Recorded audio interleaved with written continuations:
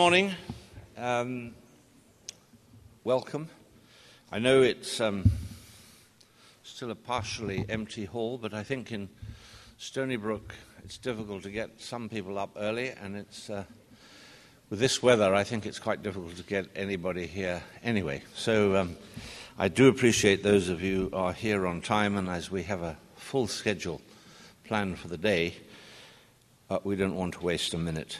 And my job is to welcome everybody on behalf of Stony Brook University and on behalf of the Turkana Basin Institute, which works within Stony Brook and which is primarily focused on the Turkana Basin in northern Kenya, but which has a broader mandate to look at human origins questions,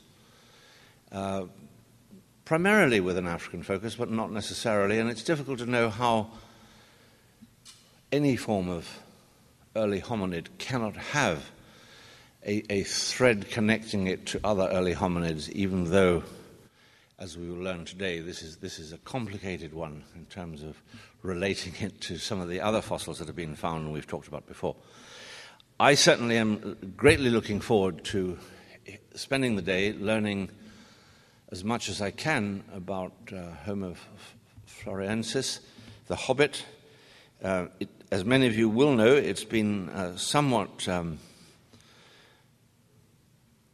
affected by controversy, but having been associated with controversial finds all of my life, that should be no reason not to celebrate this remarkable set of discoveries, and in particular the Hobbit skeleton, which, as you may have heard, we have the first cast of this semi-complete skeleton on exhibit on the next floor up, and you can see for yourselves what is portrayed on the back of the program, which is this remarkable skeleton. So at certain stages in the day, you may want to go up and see it again and recheck what you've been hearing.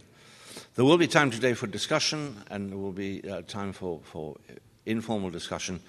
And without further ado, on behalf, as I said before, of the University at Stony Brook and of TBI, welcome all, and I'll hand over now to Professor Bill Jungers, who has put much of this together and who we have to thank sincerely for what he's done. Thank you.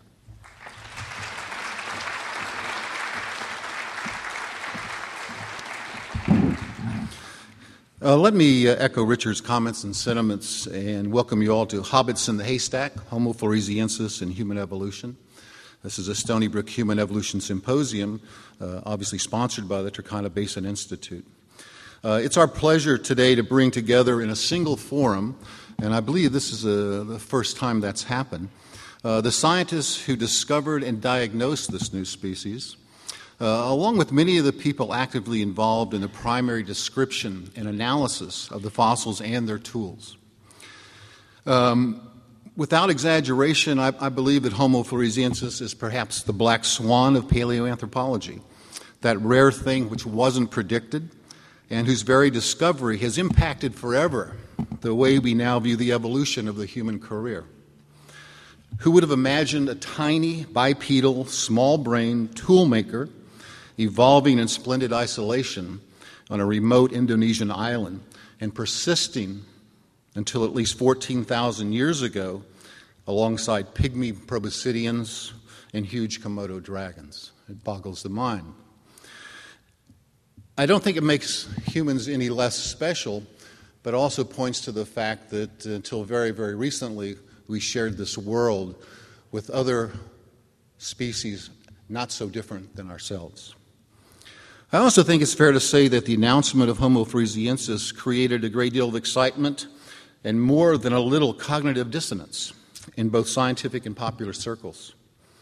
Accepting it required rewriting the textbooks and redrawing the geometry of human evolution. For some folks, it was easier to dismiss it as aberrant than to assimilate its full significance. Yes, the Hobbits generated more than a little controversy, and many have chose to sit on the fence until more was known.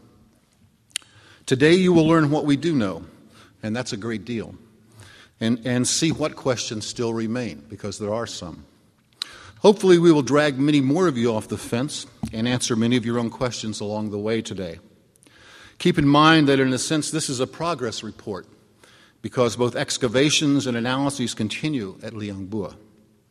It will be a full day loaded with information, ideas, and images, and we thank you for joining us. During breaks and lunch, as Richard mentioned, please have a look at the prototype cast of LB1. This is the type specimen of Homo floresiensis, and that's on display at the top of the stairs here at Stony. This is the first time this material has been displayed anywhere outside of Indonesia, and it is a great privilege to let you have the first peek here at Stony Brook. It was produced on campus by a prototype machine using CT scans. This was put together by Jim Quinn in the School of Engineering, and for that we are very grateful. And it was further prepared by Lucy Betty Nash in the School of Medicine, who put the finishing touches on it. Stony Brook will soon have a permanent copy of this specimen for display, but it pleases me greatly to announce that this one will be returned to Jakarta as a gift from Stony Brook University for installation in the Natural History Museum of Indonesia in Jakarta. Now let me turn this over to my colleague, friend, and paleoanthropologist extraordinaire, Dr. Fred Grine, professor of anthropology at Stony Brook. Fred is a world-renowned expert on human evolution in Africa and a pioneer in the analysis of dental microwear and dietary reconstructions of the fossil record. And the word on the street is he also plays a mean harmonica. Fred.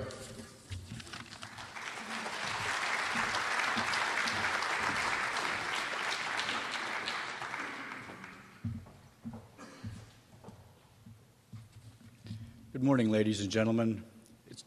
I've been given the task of introducing the speakers, and I've changed the format slightly. Rather than trying to introduce them all in 5 minutes at the beginning, I will introduce each one just before their talk. I think I've been given this task because I guess I fancy myself as a paleoanthropologist, so it fell to me to do this. But it's a pleasure to do this.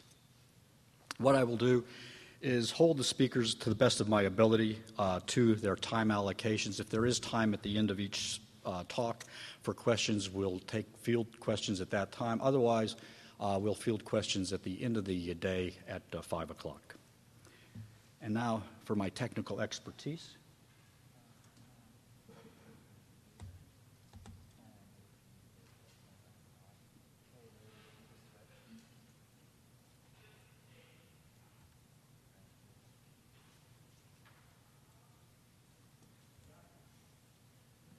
It worked. First speaker this morning is Professor Michael J. Morwood.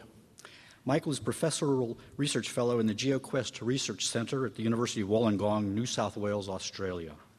He obtained a Master's in Archaeology at Auckland University, New Zealand, and his PhD at Australian National University in Canberra. Mike is an expert on Australian Aboriginal rock art and the author of the book Visions of the Past, The Archaeology of Australian Aboriginal Art.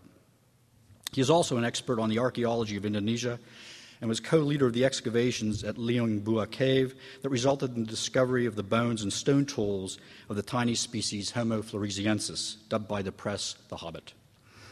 In addition to his role in the discovery and analysis of the Hobbit, he has been fighting a stalwart battle against those who have rallied in noisy public denial of it. These folks have spouted excuses as shamelessly as creationists. The Hobbit must be diseased, a microcephalic midget, a cretin, anything but a new species. Mike has detailed the tale of his quest to provide the truth to the public on this species in a recent book. And today he will speak to us on Hobbits in Context, Life, Times, and Death of Homo floresiensis. Michael.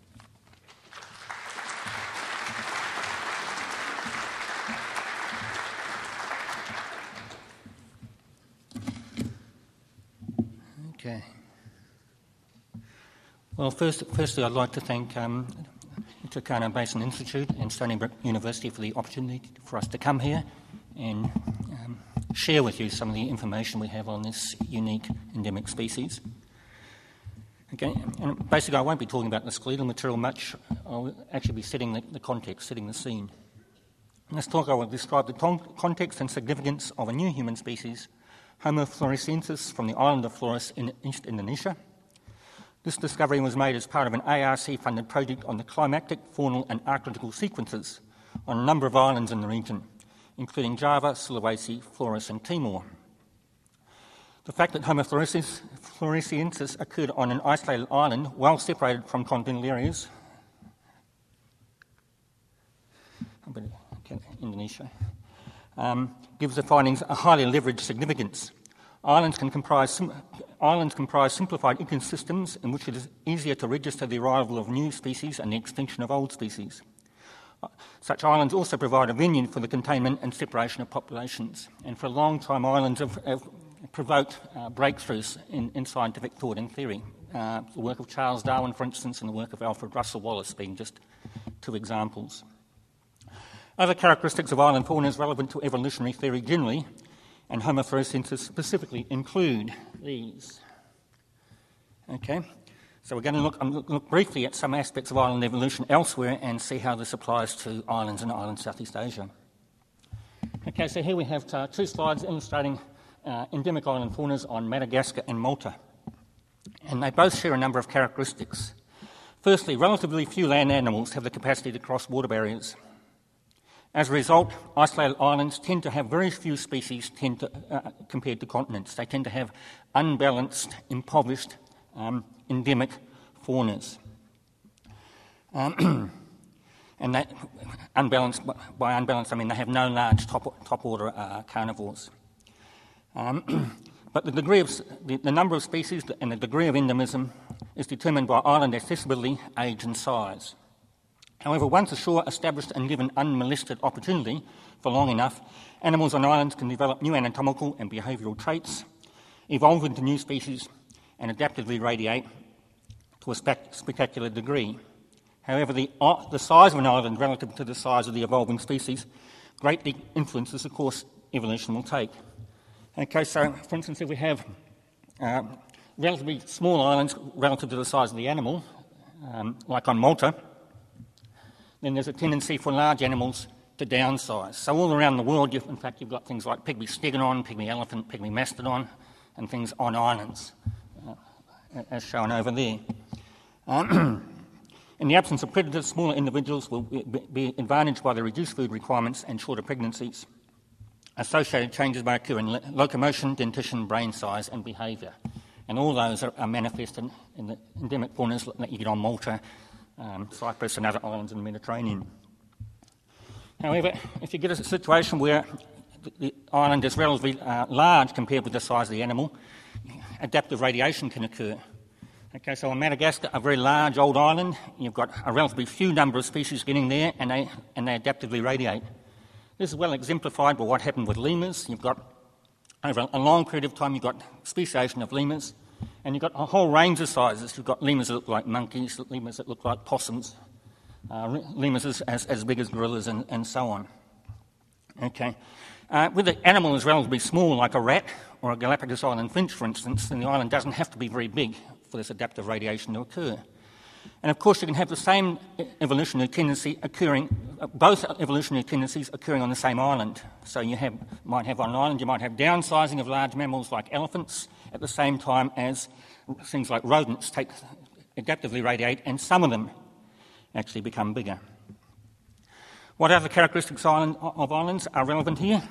Phylogenetic continuity. Often islands retain early faunal lineages that have elsewhere been long extinct. For instance, in the case of Madagascar, you've got lemurs, once widespread across Africa, now only found on Madagascar. Marsupials, once widespread, now in South America and Australia. Such relic animals often indicate how little we know about the early history of animal dispersal and evolution in the region. And we'll see that when we look at some of the islands in island Southeast Asia. Another characteristic, animals that have evolved largely in predator-free island isolation generally do not fare well when people arrive. And this vulnerability to animals, to humans, turns out to be another characteristic of island faunas. So people bowl up on isolated islands, and quite often you have an associated wave of extinctions, and this has occurred all over the world. Okay, let's go on, hopefully.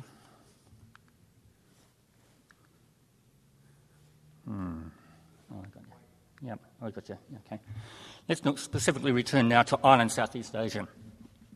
Okay, the most geographically fragmented area in the world. Okay, it's largely the result of the Australian Indian plate pushing up into the Eurasian tectonic plate. Okay, so tectonic forces is the major process of landscape formation and island formation in this area. Okay, you can see here. Oops. How do you do the? Oh yeah. Okay. You can see here there's a number of there's about 17,000 islands in the Indonesian archipelago by itself. If you include the Philippines in that, you've got well over 20,000 islands in the area. Okay? But a point I'd like to emphasise is that they vary greatly in their degree of accessibility for colonisation. Okay, you've got islands like are at the top, yeah. You've got islands, continental islands like Java and Sumatra. At times of low sea level, Java, Sumatra, Borneo were connected to the mainland. So they potentially got a full range of continental fauna. Okay, so in Java, for instance, you have a full range of Indo-Malay fauna. Java has sometimes been an island and sometimes connected to the mainland and so on. If you come here, this part of Island South, you've got the major biogeographical boundary in Island Southeast Asia, the Wallace Line, which basically marks the edge of the Asian continental shelf at times of low sea level. You can, at times of low sea level, you can walk out to Java and Bali and Sumatra and Borneo. If you want to go further to the east, you've got to swim or fly or boat or something like that. But even within the area, the oceanic area here, there's considerable variability in degree of island accessibility. These islands here, for instance, the Philippines and Sulawesi, even though they've got relatively few animal species, they've still got things like bovids and pigs and elephants and stegodon. In the case of the Philippines, we also have rhino and monkeys. Okay, so depauperate fauna, but still a reasonable range. Okay.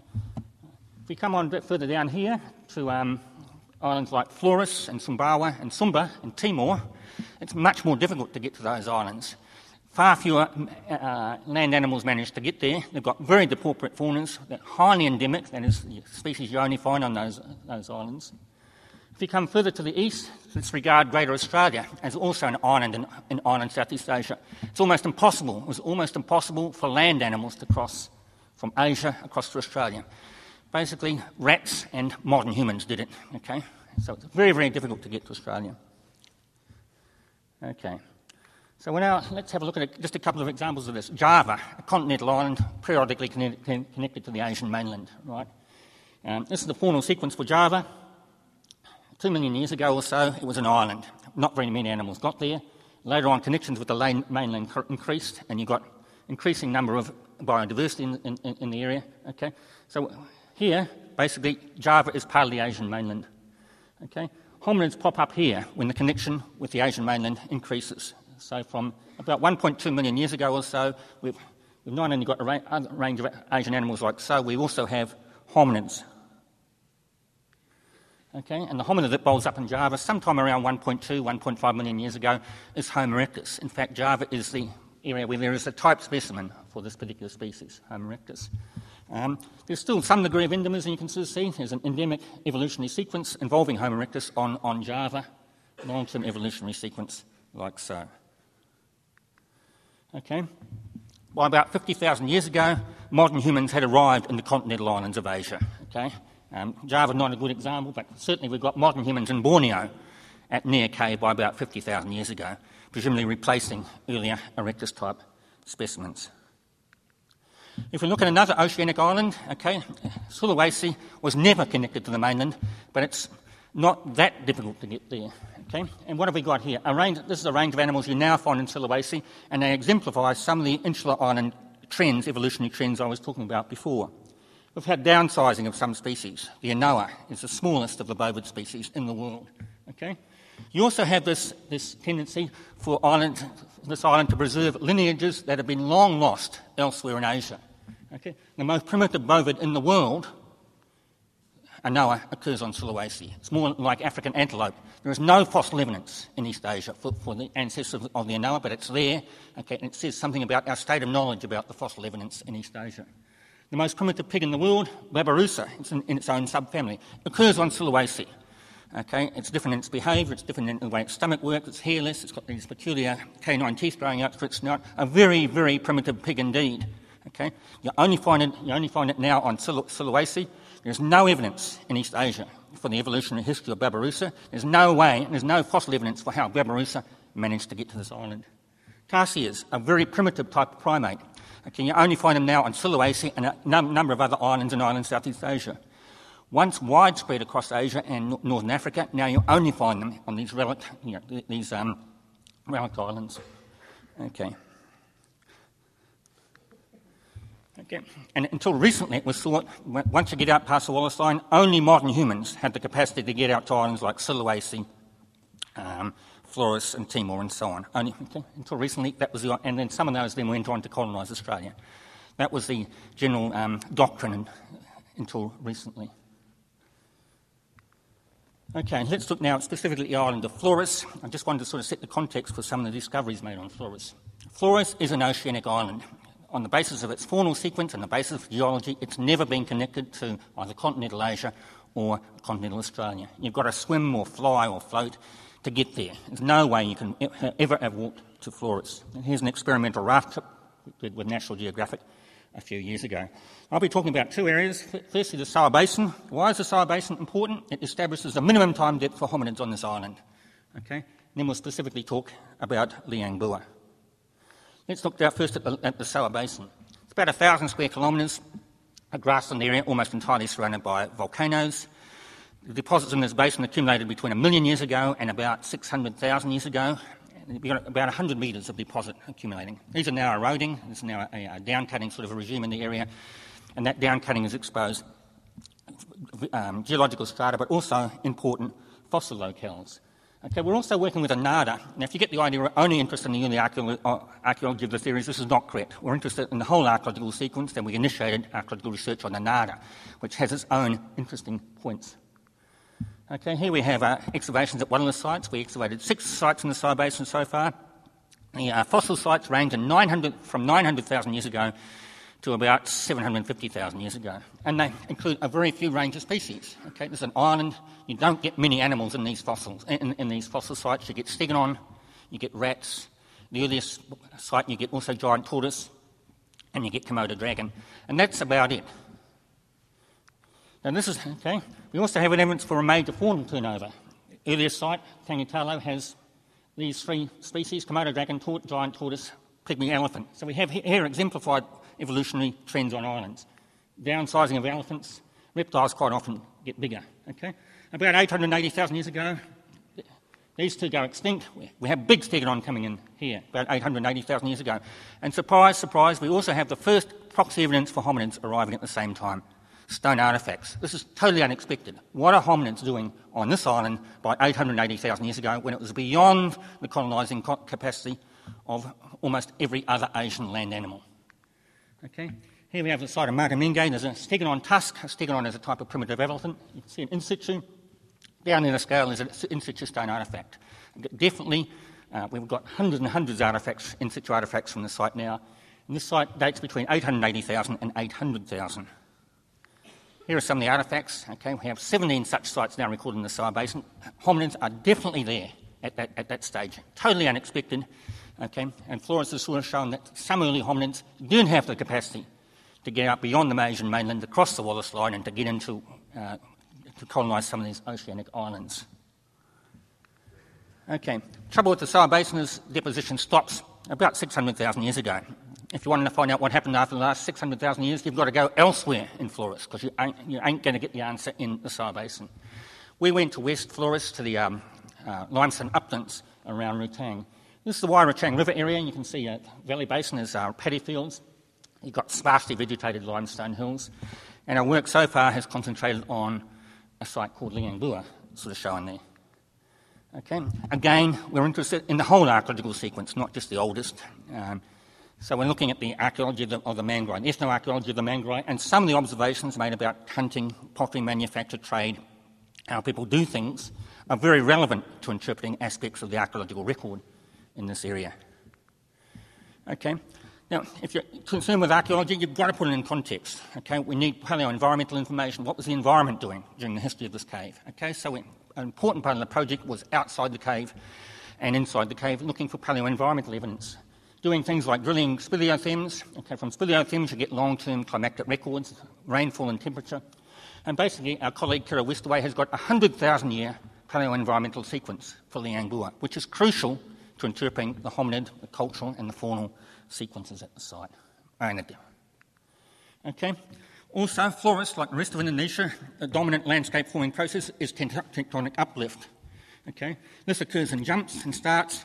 Every time that happens, you get potential for some of the alluvial plain being left behind. So in the Wairachang River Valley, we've got these river terraces, clinging to the hillsides. Okay. Kira Westaway, a dating expert, has dated each one of these terraces. Okay. So we can actually look, 500,000 years ago, for instance, the river was up this high, and now it's down. Okay. So we're actually able to plot the rate of tectonic uplift. Okay, which is really important if you're trying to interpret what's going on in the adjacent landscape. Also, a far more wider application. The whole of Flores is obviously tied to this succession of uplift. And in fact, we're able to compare this results with results from other islands. So some of the work we're doing has got far more wider implications. Okay? For instance, the paleoclimate stuff, the Indo-Pacific warm pool, an important climatic trigger for the world, is around the Flores area. So some of our paleoenvironmental information is important worldwide for looking at climate change. And this is the sort of research we like to do. We're much more general implications. Okay, here's the site of Liang Bua a couple of years ago during the process of excavation. My colleague Thomas Sutikna will be talking in detail about the excavation techniques being used, so I won't go into detail about this, but you can sort of see things like the spoil heap up here. You can see that it's squares under excavation with shoring, an important part of what we're doing. Okay. Now, we've got to be able to interpret, we've reconstructed the geomorphic history of Liang Bua, okay, because again, the geomorphic history, how the strata are accumulated, is crucial for interpreting the archaeology and the faunal sequence. Okay. The earliest deposit we've found so far in the cave is this, the conglomerate deposit. Liang Bua formed underground. It was exposed by downcutting of the Wairachang River as the landscape uplifted, the river downcut. Eventually, about 200,000 years ago, it opened this cave, rushed into the cave, deposited this. This is a water-laid conglomerate, river conglomerate. It contains stone artefacts. A hominid of some sort was in the Liang Bua vicinity before Liang Bua was available as a cave, making stone tools. Species unknown, probably the ancestors of Homo floresiensis, one would suggest. Okay, and Kira Westaway, our colleague, again, has been able to put together a detailed geomorphic history of the site at different time slices. What it was like 100,000 years ago with ponds and channels and so on, what it was like 18,000 years ago, where occupation was focused and so on. This sort of information is crucial for interpreting a complex stratigraphic and cultural sequence like you get at a site like Liang Bua. It's an essential part of the archaeological project that we're doing. Okay, dating is another important part of the project. Okay, here's Kira Westaway. We use 7 dating techniques, radiocarbon and uranium series, electron spin resonance, various types of luminescence and so on. So we have a well-dated sequence with about 120 dates of various sorts for that sequence. So it's a very well-dated sequence. We also try to maximise recovery of data. So we wet sieve all the deposits. So any one field season we may excavate 200 tonnes of deposit. Bucket by bucket, that is wet sieved. Every little bone, every little bit of stone is retrieved from that. The wet sieve material, the sediment is then dried and then carried bucket by bucket back into the site for backfilling at the end of the field season. This is an enormous amount of labour in this work, as my colleague Thomas Sutikna will outline. Okay. People have concentrated on Homo floresiensis, but in fact we've got a 100,000-year sequence at Liang Bua, and the uppermost 10,000 years of that involves anatomically and behaviourally modern humans. People of normal stature, doing things like burying the dead, using ornaments, making pottery, and then later on also introducing new animals to the area. So this is a 2,000-year-old modern human burial from Liang Bua. Okay. From here up is Holocene. We've got this prominent white tuff of volcanic eruption. From down is Pleistocene. Okay. From here you only get modern humans and extant fauna. Below that you only get skeletal evidence for Homo floresiensis with things like stegonon and other extinct species. And no evidence for burial of the dead, no evidence for symbolic behaviour, no evidence for use of ornaments or pigment in the Pleistocene levels at the site. There's a clear dichotomy in terms of hominid anatomy, but also in terms of hominid behaviour at this site. Okay, let's have a look at a couple. This is an occupation floor, stone artefacts, lots of bones of big birds and stegonon and so on. The most recent credible date in the world for stegonon is from this site. Stegonon was extinct in Java by 120,000 years ago. It hung on here until a mere 17,000 years ago. Flores has long been a relict island, preserving lineages long lost elsewhere. Okay, we've got hundreds of thousands of bones, rodents, bats, frogs, fish, Komodo dragons. They were seriously eating Komodo dragons. We've got a large species of endemic bird, shown here, a large stalky thing. Okay, we've also got a dwarfed stegonon, about the size of a water buffalo. The vast majority of them we have in deposits are young, juvenile individuals. If the Hobbits, if Homo floresiensis hunted stegonon like this, no wonder they became extinct. Okay, but they were mainly getting neonates. So we've got incredible faunal sequence from this site, which goes right up into the Holocene, and we've got good evidence for the introduction of things like pig and deer and horse and buffalo in the Holocene sequence. Okay. We also have tens of thousands, maybe hundreds of thousands. Mark Moore, who will be talking later on this, is better qualified to indicate how many artefacts. These are from the Pleistocene levels of the site. Remarkably similar technology in terms of artefact types to what you find in the Sava Basin 700,000 years earlier. Okay, we're also lucky, as well as faunal remains, to get lots of hominid remains. Okay. We have our colleague Jack Miko exposing a mandible. Over there we have pictures of the LB1 skeleton in situ. You can sort of see some of the remains are articulated and so on. Now we've got a number of specialists with a lot of expertise I don't have describing aspects of the Homo floresiensis skeletal material. Okay, so I won't discuss it in any detail, but here we have, this is the LB1 skeleton, and you can see a copy of it outside. Okay. What are we to make of all this? Here's Homo floresiensis over here. Okay, it has many very primitive characteristics, Australopithecine type characteristics. Is it an Australopithecine? No. Okay. Is it modern human? Forget about it. Okay, in terms of some of the evidence is going to be presented today, Homo sapiens is not in the picture, not worth considering, and I'm not in a battle with our critics. I've never taken their argument particularly seriously. Okay, is Homo floresiensis derived by endemic dwarfing, insular dwarfing of Homo erectus? Maybe. We haven't totally discounted that, but unlikely given the range of primitive characteristics in Homo floresiensis that some of my colleagues will be describing today. Okay? On the basis of both postcranial and cranial and postcranial, Homo floresiensis has many traits similar to this, similar to Homo habilis, or something maybe even earlier in the genus Homo. Right? What is the significance of this? Okay. If that scenario is correct, then clearly the out of Africa 1 model, as generally accepted now, is wrong in terms of timing, wrong in terms of species involved, okay, and maybe even wrong in terms of direction. Okay, if you've got very early members of genus Homo in parts of Asia, then who's to so to say that you don't have movement in both directions, from Africa to Asia, from Asia to Africa, as occurred with many other non-hominid species in this region. Okay, and there are also clear implications, regional implications. Okay, at the moment, Liang Bua is the only site dating well back into the Pleistocene we have on Flores. Clearly, there must be others. A priority must be to look in other parts of Flores for similar sites with similar range of evidence, faunal evidence and hominid evidence and cultural evidence. Also, look at the position of Flores. It's very, very difficult to have colonised Flores directly from the Asian mainland. Almost certainly other islands were involved. The most likely would be Sumbawa immediately to the west, or Sulawesi to the north. And I favour Sulawesi because the primary direction of currents, marine currents, the Indonesian through flow in this area is from north to south.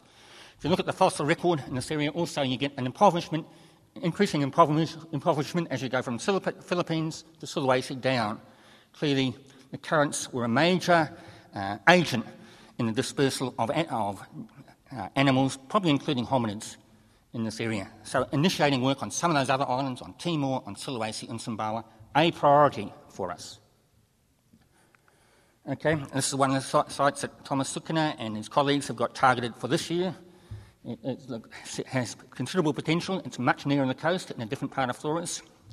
If the deposits here go back into the Pleistocene, there's every chance we may have evidence for Homo floresiensis. It would be really interesting, for instance, if Homo sapiens, modern humans, turn up at this site earlier than they do at Liang Bua. The earliest evidence we got at Liang Bua is only 11,000 years old. Okay, maybe you've got modern humans here 40 or 50,000 years ago. We don't know.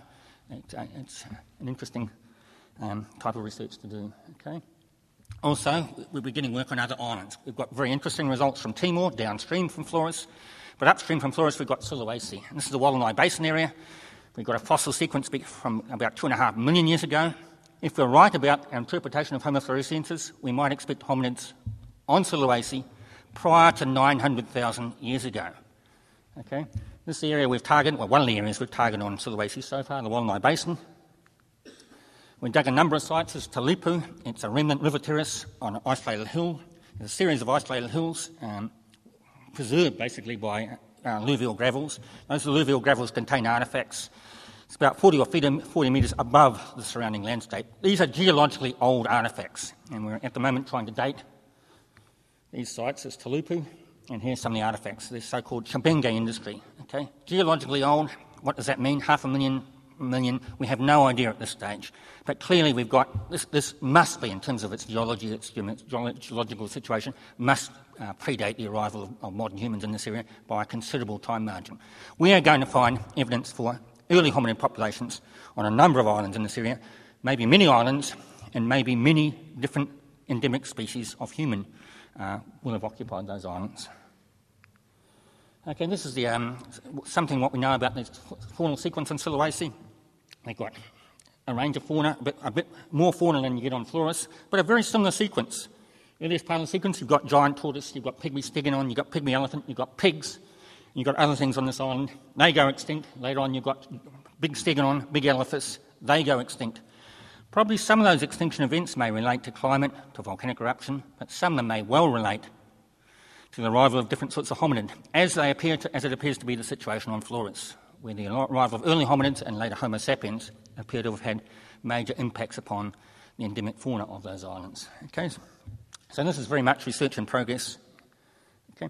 Also, there are clear implications from Liang Bua for the dispersal of modern humans in the area. This is a map sort of showing important modern human sites, and you notice that the colonisation of Australia occurred either via a southern route or a northern route. These are fairly linear. You've got fairly linear movement of modern humans through that area, replacing everything in its path. Well, the point is, Flores doesn't fit with this pattern. And Flores, you don't have modern humans at Liang Bua until 11,000 years ago. You have the survival of this very early hominid lineage until at least 17,000 years ago. Clearly, the process of colonisation by early hominids, but also by modern humans, is much more complicated than such models would suggest. And I guess that's one of the lessons we could take from the Flores example. Anyway, I don't know how I'm going time-wise, but I'm all done. Thank you.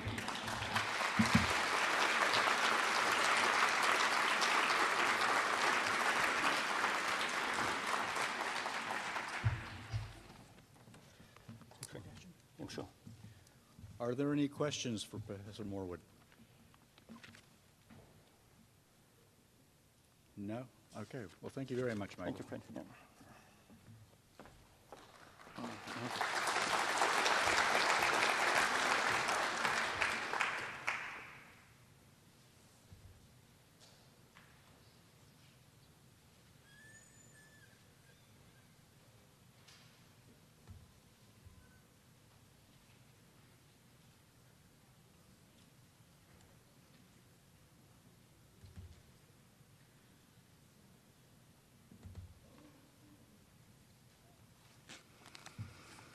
It's making my job very easy when the speakers keep to time.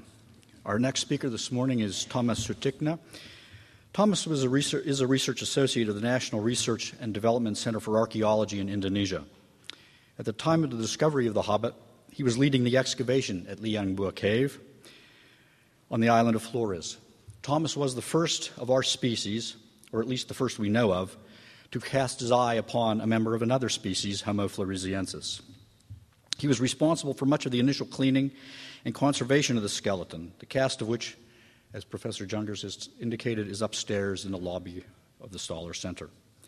Thomas's research work focuses on settlement archaeology and in particular on cave habitation. He has excavated extensively in Indonesia and since 2001 has directed the work at Liang Bua Cave, the only site to date to have yielded evidence for Homo floresiensis. Thomas, will speak on digging up Hobbits, the excavations at Liang Bua.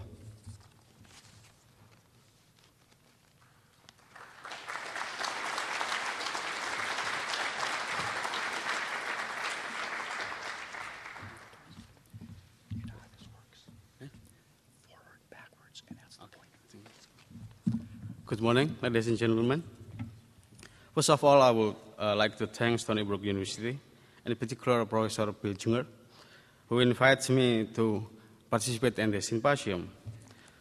My talk will begin with a brief description of the cave and its content, the story of research at the site, the method used in excavation and processing of the find, some of the most important find, and the stratigraphic that will conclude with an overall summary of the dates sequence.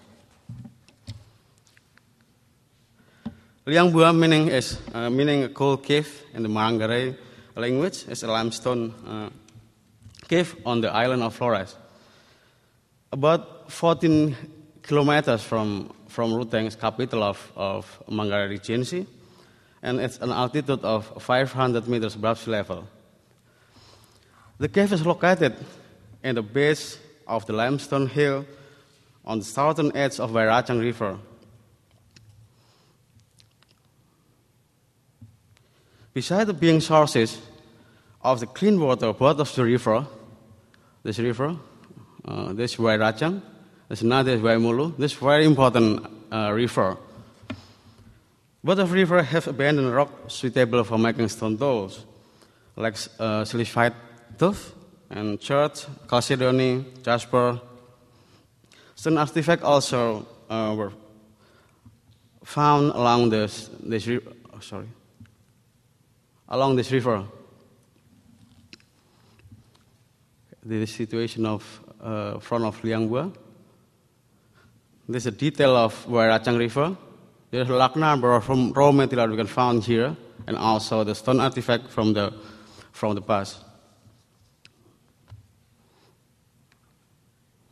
This Liang Bua is a cave with a 40 meters long and 50 meter height wide, and about 25 meters in the entrance here.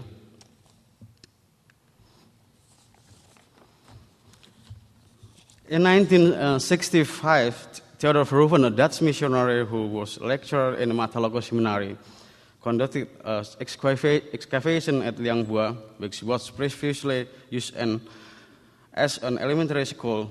His investigation showed that Liang Bua has had significant cultural remains, including burial associated with stone artifact, pottery, and ornament.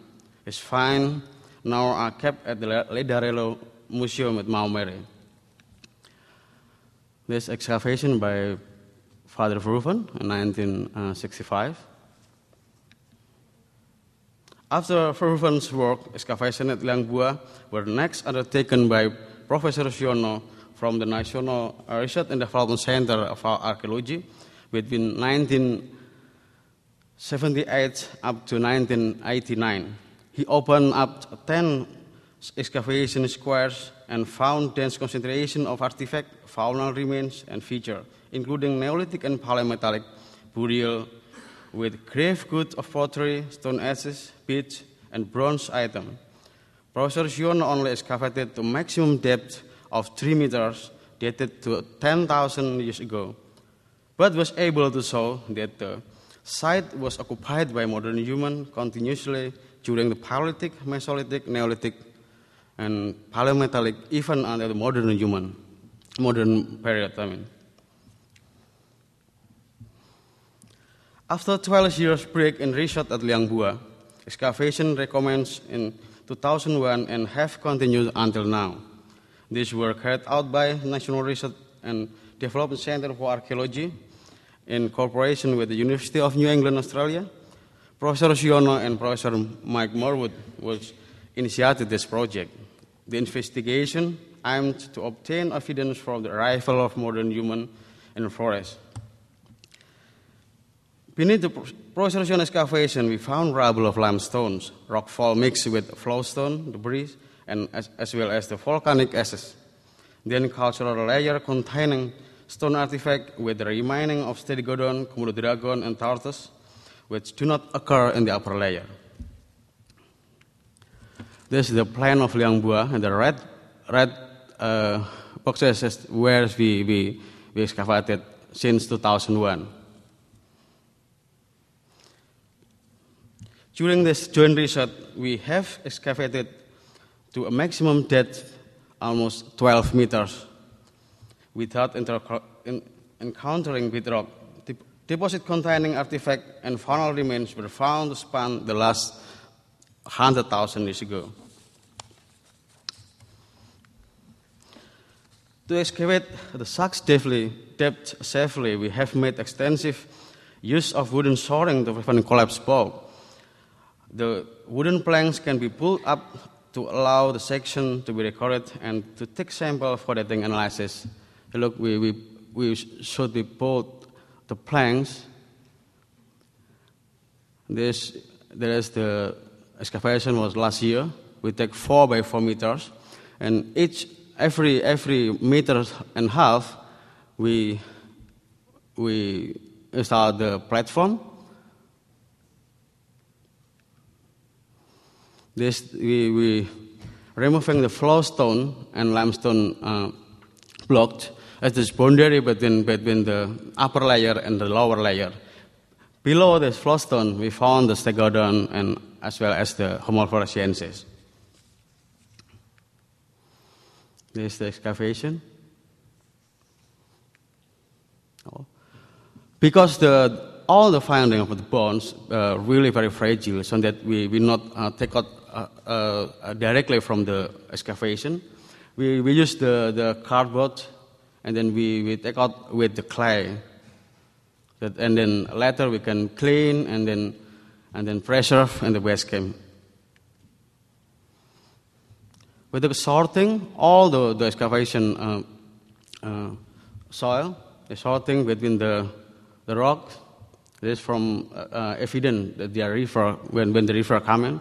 Then we sorting manually. For all speed, we take down every 10 centimeters. And we use the dry sieving. We use a 2 millimeter mesh. After that, we bring all the soil from excavation to transport it to the paddy field, and we take a wet sieving.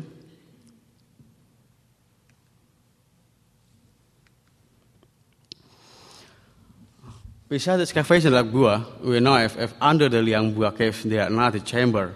It's quite big, almost similar wide with Liang Bua. So that in 2007 we have contact with our colleagues in speleology, and we go down to the lower chamber to just check and mapping, and there are something happen below the Liang Bua cave.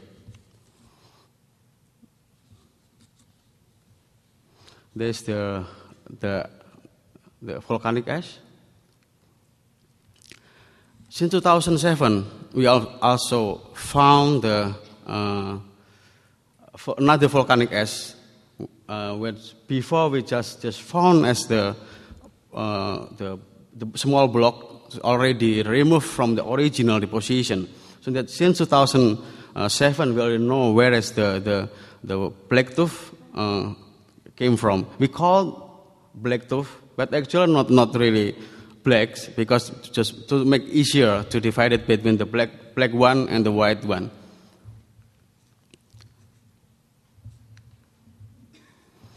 There's the evidence of the river, the past, before the people living in Liang Bua.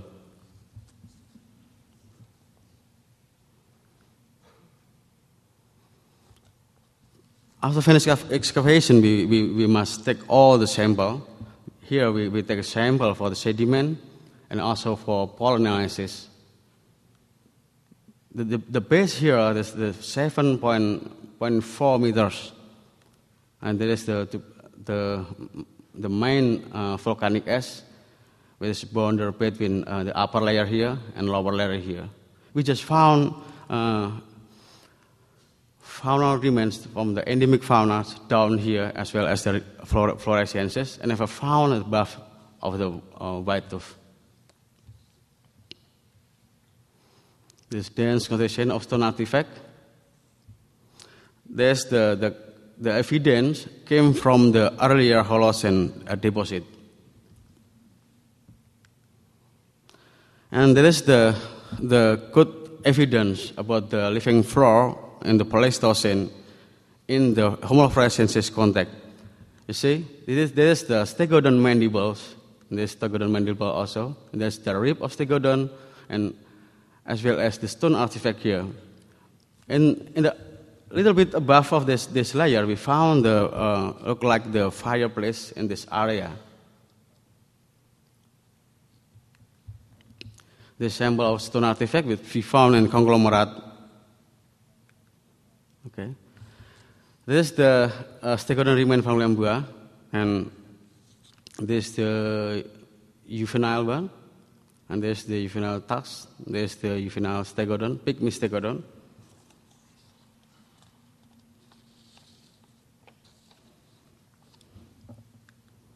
This is the long bone stegodon.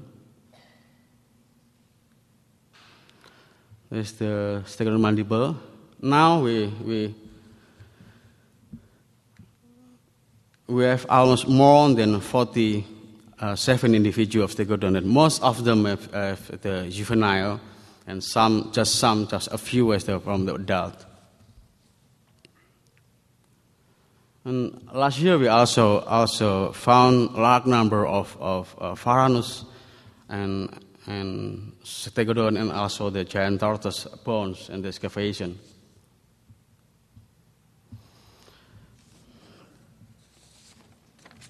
In 2003, a human skeleton was found in Sector 7 at the depth of 5 meters, almost 6 meters, associated with the remains of stegodon and Komodo dragon. This was the first time when we excavated the Liang Bua with the Hobbit, because the skeleton is so fragile and very soft, so that we decided to leave for a while, about 3 days, and then we take some reinforcement in the field with the limited chemical, and later we can take out with soil, including with the soil here, so that we modified the glue with the acetone to make the harder of the clay as well as the bones. You can see we just add the mix with the glue and acetone. This is very crucial one. If we not do it like this, maybe until now we never see Homo floresiensis, because really very soft and very fragile. And then we take about a week for manage for this.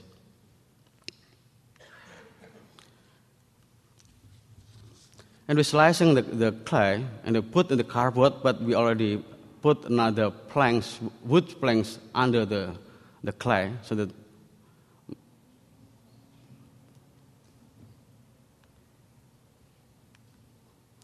the sample of the articulated bones.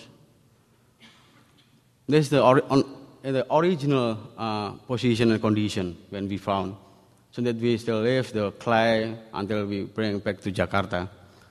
And some of the patella still articulated, and there's I think tibia or something like that, yeah, of femur.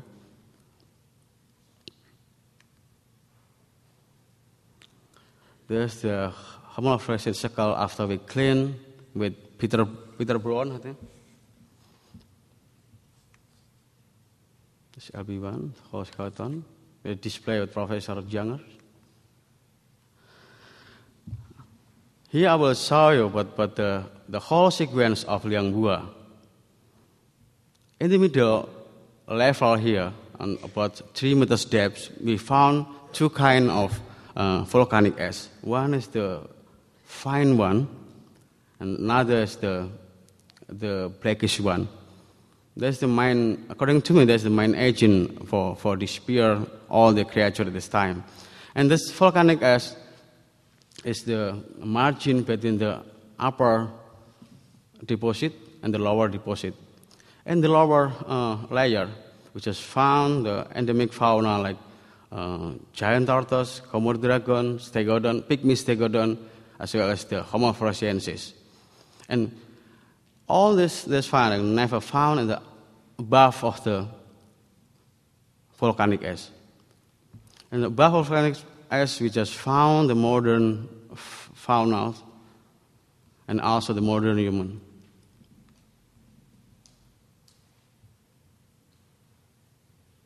And we found the Homo floresiensis in this level.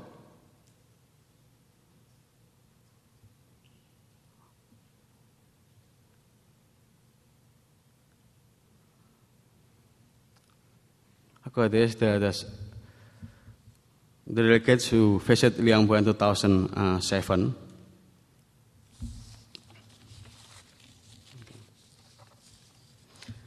And our next field season is on July up to October and the summer, so that we are very welcome, and some of the people here will visit Liang Bua. We are very welcome. Okay, that's finished, my president.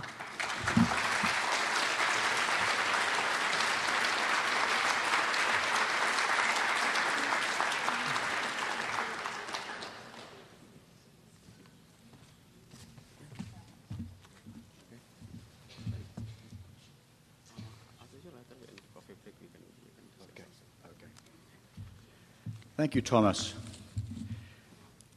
This is getting easier. This concludes the session prior to the coffee break.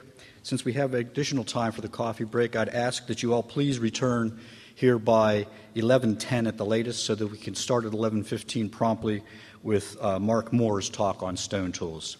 So if you'd like to adjourn for coffee, help yourselves. Thank you.